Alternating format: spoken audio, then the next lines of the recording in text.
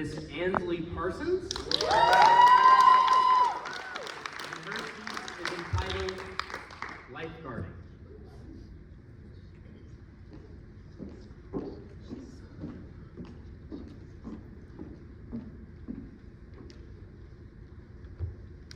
When I applied to work as a lifeguard at my neighborhood pool, I never imagined that part of that job would be picking up the headless corpse of a chipmunk presumably dropped by a hawk onto our patio.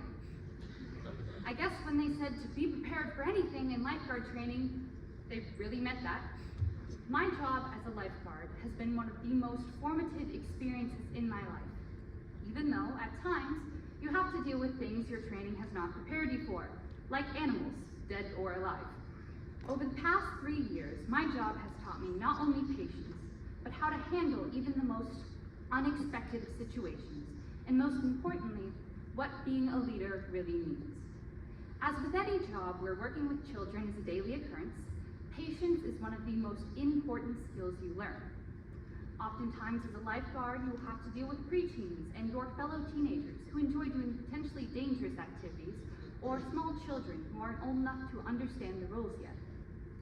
In both of these situations, patience is vital. With teenagers, part of the challenge is the lack of an age difference between you and them can lead to them not taking what you have to say seriously. Over the years though, both through my experience at the pool and in the classroom, I have learned that the best way to deal with this is to keep your reactions minimal, as the big over-the-top reaction only encourages them more.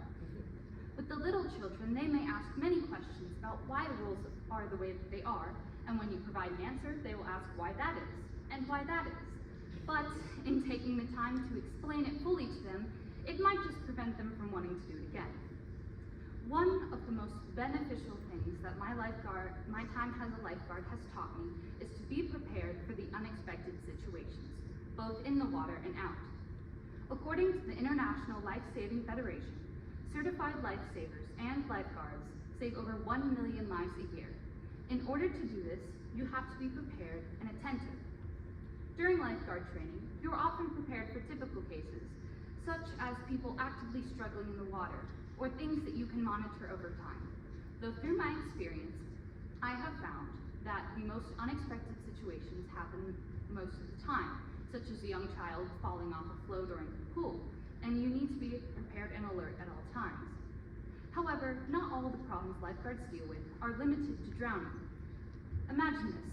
One day, I was headed down to take my turn on the stand when a parent stopped me and informed me that there was a baby copperhead in the pool. Now, lifeguards are trained for a lot of things. Animal wrangling is not one of them, especially not ones of the venomous variety.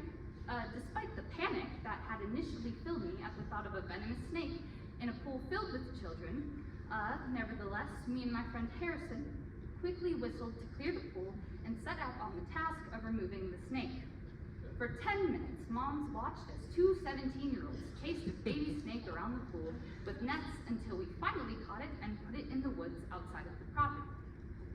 That day taught me that even if you think you are woefully unqualified and unprepared for a situation, you can still come up with a solution. Before I started working as a lifeguard, I thought I knew what being a leader entailed.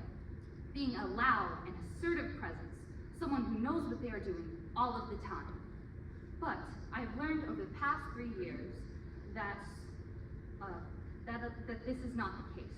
Yes, a leader sometimes requires being assertive and in control, but I have found that the people my fellow staff members we find ourselves turning to when we are having an emergency or problem are not the most loud and confident people, but the ones like my friend Kathleen, who are always willing to help explain procedures to the newer guards or remain calm during emergency situations.